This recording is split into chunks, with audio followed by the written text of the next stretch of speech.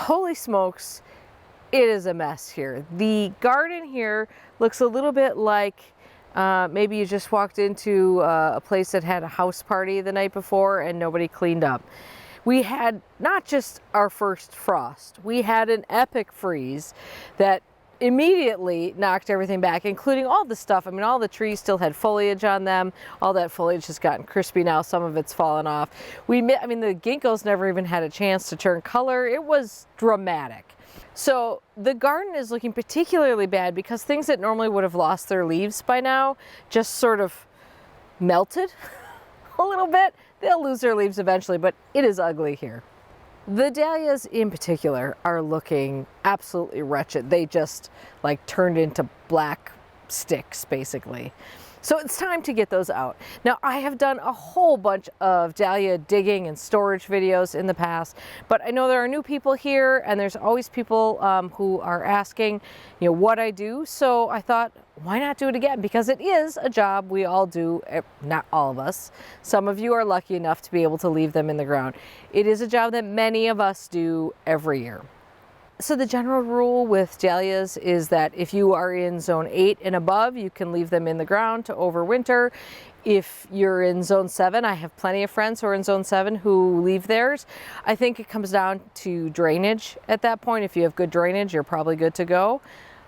We've seen people in zone 6 do it, and you might see a person in zone 5 do it, but we'll talk about that later. So the more I grow dahlias, and I've been growing dahlias for at least a dozen years, 15 years, I don't know. I feel like I've been growing them forever. It's definitely a long time. But the longer I've been growing them and the more I experiment with different things with them, the more I realize they are far tougher than we give them credit for. So if you are out there looking for advice on what you should be doing with your dahlias at the end of the season, and you are seeing mixed messages from different people, it's because a lot of things work. When you go looking online for information on this, you will find many different approaches to digging and storing and overwintering dahlias. And pretty much all of them are right, even though they're all different. And that's because there are a lot of ways to tackle this issue. Now, I've experimented with many different types of storage, and I don't know, maybe 4 years ago or so, I fell upon the system that works best for me. So let's start with the digging process. Now, I think the general rule of thumb, and if you go to like the American Dahlia Society website, which has all sorts of great resources, and many other places, they will tell you you should wait for your dahlias to be killed back by a frost, and then wait a little bit, and then dig the tubers. What this does is it tells the plant it is time to go dormant and sends that energy into those tubers. You can dig your tubers and store them. They'll be plenty strong for next year. That said, you might see some of the best dahlia breeders that are out there digging their dahlias before they're killed back by frost. Now that's partly because they have so many dahlias that they have to store that they could never possibly get it done in that time. But it's also because, honestly, I don't think it's that big of a deal. I have certainly dug dahlias before frost in the past, and I haven't personally noticed any issues. So certainly if you are a home gardener, I don't think that you're going to notice a big difference. Now this is not a debate for me this year because these dahlias are definitely dormant, and they've been sitting in the ground for probably 3 or 4 days since we had that frost, and if I don't get this garden cleaned up, I'm going to lose my mind.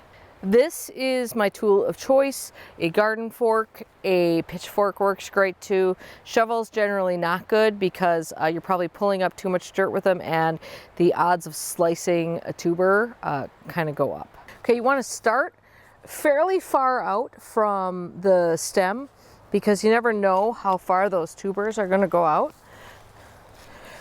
And just, you know, it's just like you're digging up a plant. Just kind of work your way around.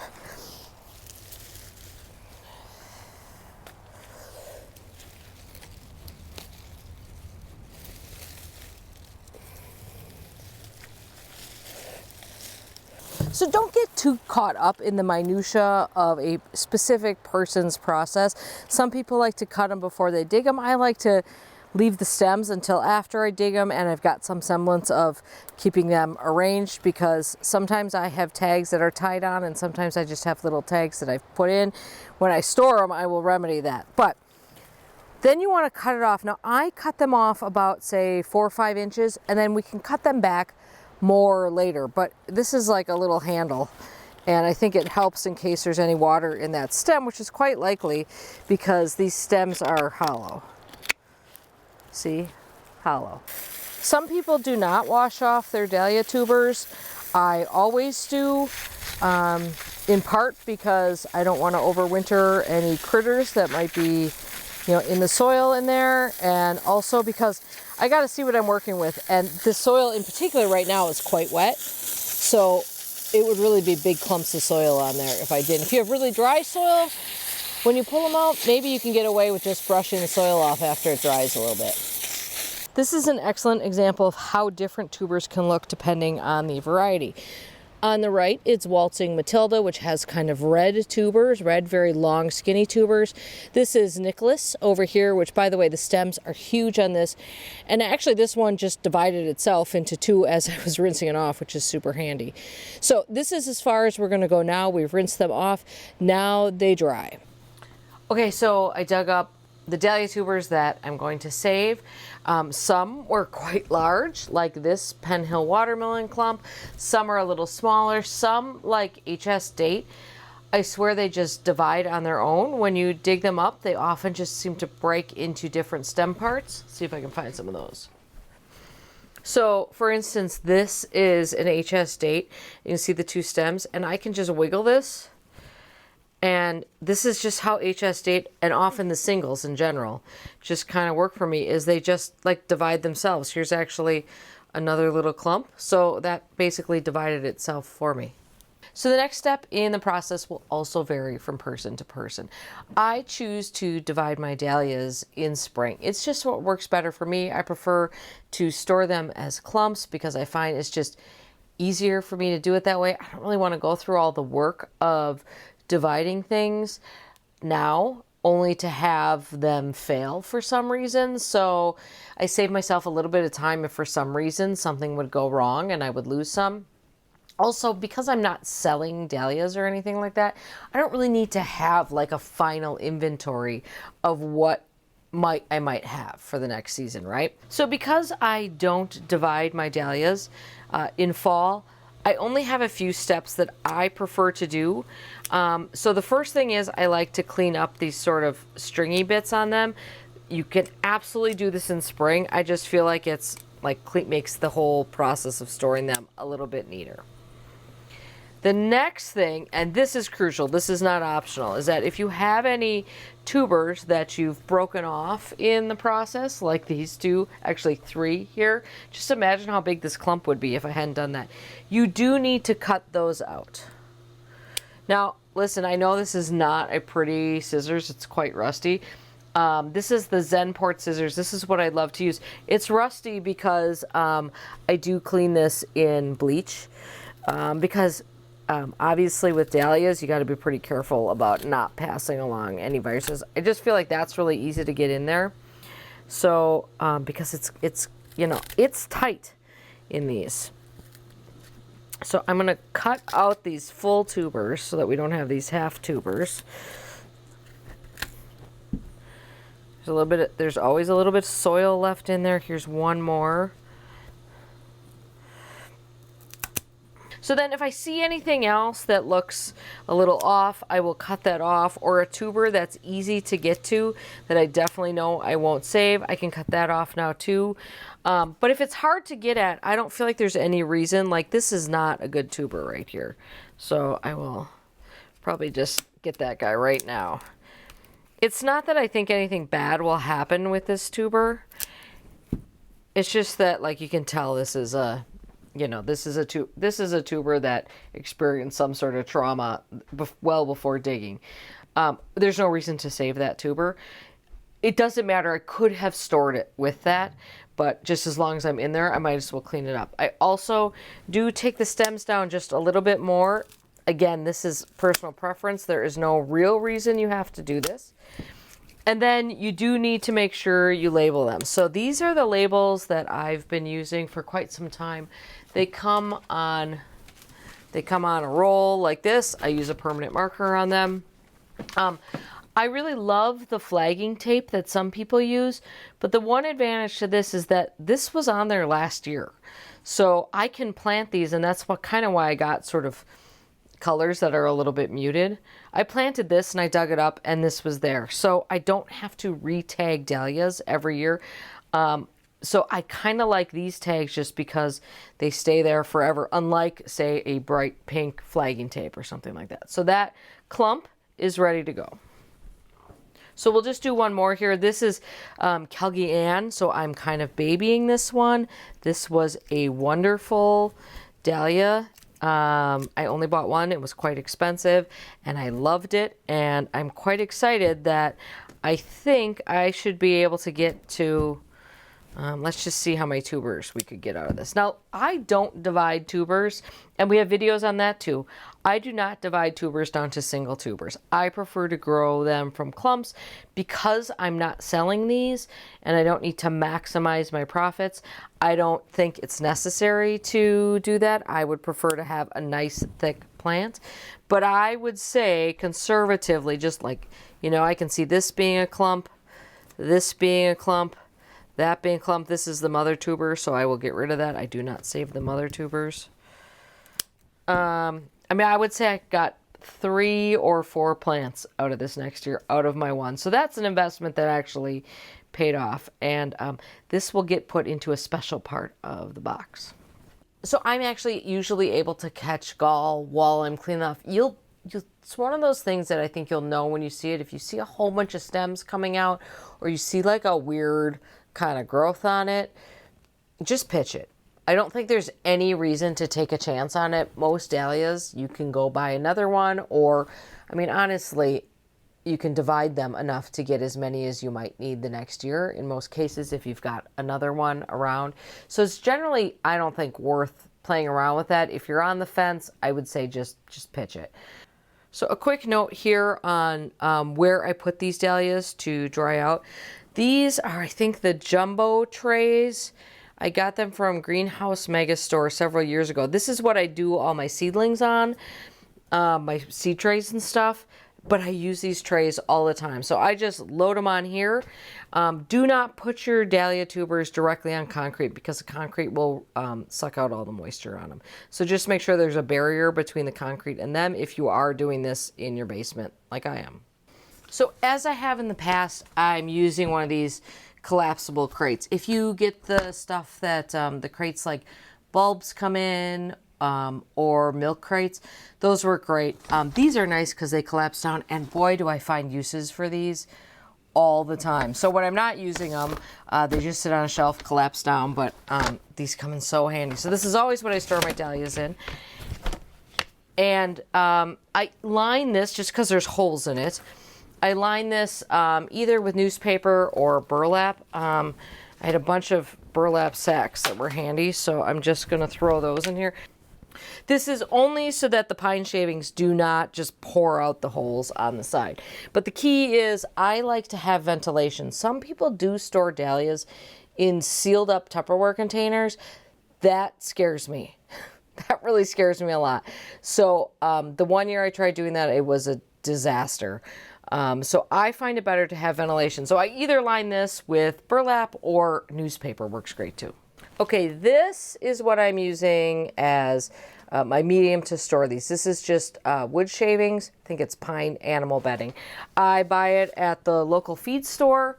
When I'm done with this bedding, I can either reuse it the next year, or honestly what I often do is I either mulch my strawberries with it or it goes into the compost. And then I just get fresh bedding for the next year. So I just do a small layer on the bottom. Then I just put them in a layer at the bottom. Ideally, you don't want your clumps touching because, you know, rot can spread from one to the other. So sometimes if I have just gotten a new one, I'll just do a quickie label in spring. I might have that left. I will tag the tuber and then I will just stick this in there because I will divide this coming year, and so I can just reuse this tag. It just saves a little bit of time and plastic and energy. So I just sort of tuck that in with it.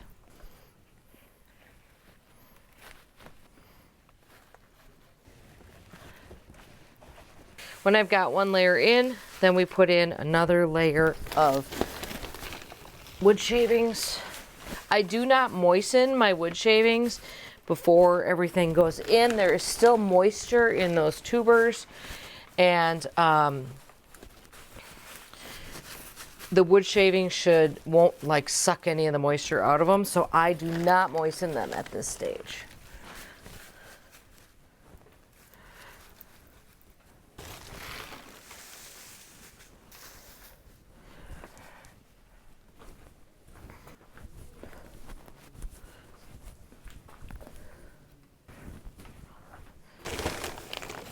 And then I finish it all off with a top layer of wood shavings. I just sort of fold this over just to make these stackable. So I will end up with probably 4 or 5 crates of these. I will stack them all, but what I will do is put a sort of contractor size garbage bag on the bottom layer, because remember, these do sit on concrete. So I will put that on the bottom, and I will pull that up or take that down depending on the humidity inside of these. So I will start checking these in January. Usually I don't do it in December, but in January I will start checking these. I'll dig around in each bin, I'll pull out a tuber and see what it looks like. If it's starting to shrivel, I will come in and I'll mist the bedding, and I might change the order of crates because obviously there's a little bit more airflow on the top than there is on the bottom. And I will pull up that plastic bag or pull that plastic bag down depending on where we're at humidity wise. But it does give me another way to sort of manage the humidity level in here. And that's what storing dahlias is all about. It's all about really humidity and temperature, but the temperature I think is more a factor of how it affects humidity, to be honest. So these go in the room where I put my banana and everything else. That room stays typically somewhere between 40 and 50 degrees. I'm not recommending that you do what I'm about to tell you about. You know that I grow many of my tall dahlias here along the house. This is south facing, but what works really well for this is that since the house is on one side, they have quite a bit of support. So I just need stakes on either side of them that I then sort of weave twine in between. I am going to leave most of those dahlias this year. So you can see that I've gone through and I've cut off many of them at whatever that is, 4 inches or whatever. I have gone through here and dug a couple of special ones that I don't want to take a chance on because this is a huge chance. I am in zone 5B. That is not a zone in which dahlias will overwinter. However, this little spot in my garden is it's certainly a zone 6. I think it's a zone 7.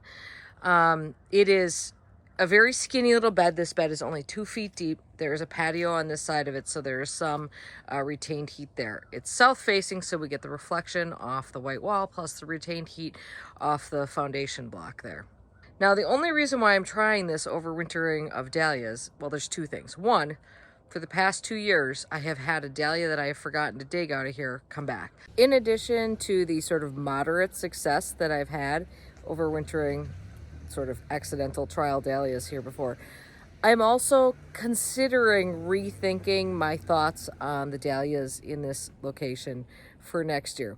I will always, I think, plant dahlias there, but I've always planted a mix of them before, and I think this year I might try to be a little bit more intentional about it and maybe pick just 1 or 2 varieties and just do a mass planting of 1 or 2 varieties there. We'll see. It will depend probably partly on what happens with these. I will certainly buy some backups because I don't trust that. So this is the big experiment for this year. You're just going to have to keep watching. I have no expectation about what's going to happen here, but let me show you how I'm adding additional protection here. So I have a wheelbarrow full of delightful chopped up leaves here. This is kind of a rough chop on these leaves. I think this is 1 pass of the lawnmower, and then our chipper shredder vac sucks them up, and so it chops it once more. So this is like a 2 chop. If you can keep chopping leaves till they're super fine. You just keep running over them with a lawnmower or whatever you have.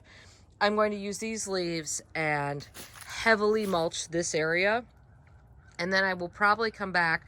Most of these dahlias are all within, I mean, you can see how close this dahlia is to the back wall here. That's within 6 inches of the back wall. We also have a very poorly insulated house, so I think there's a lot of warmth that comes out of these places. I will probably come back and mulch this with wood chips as well. We'll see. It's okay. You can see that I've put on quite a thick layer of leaves in the back there, and I may add more as those sort of mat down. So I guess this project is all about breaking the rules, because I've also broken another one here, which is that I do not advise that if you need to provide winter protection for the crown of a plant, that you do that this early in the year. I usually wait until the ground is frozen. By adding those leaves now, I have created a really great nesting area for the rodents that try to get into my house. So it's really not advised that you do that. So why am I doing it now? Well, because I have all these leaves right now. This is when the leaves are here. I don't really have a good place to store them right now, so I am putting some of these leaves here. Ideally, I would put these in a bin somewhere, come back, and put them on later. So, again, don't probably do that. But you should definitely follow along to see how all these things are going to work. I'm putting the odds of any sort of meaningful wintering over of these dahlias at less than 50% for sure, but we'll see. So that is how I store dahlias. If you store dahlias in a different way and it works for you, don't change it. Once you find a way that is working for you, you don't need to have any FOMO. There's not going to be a better way for you, because not every way works well for everyone's situation. All right, so I hope that helps you with your dahlia storage this year. This is really the worst part about growing dahlias, to be honest. Like, this whole nonsense is time consuming and a bit of a pain in the butt.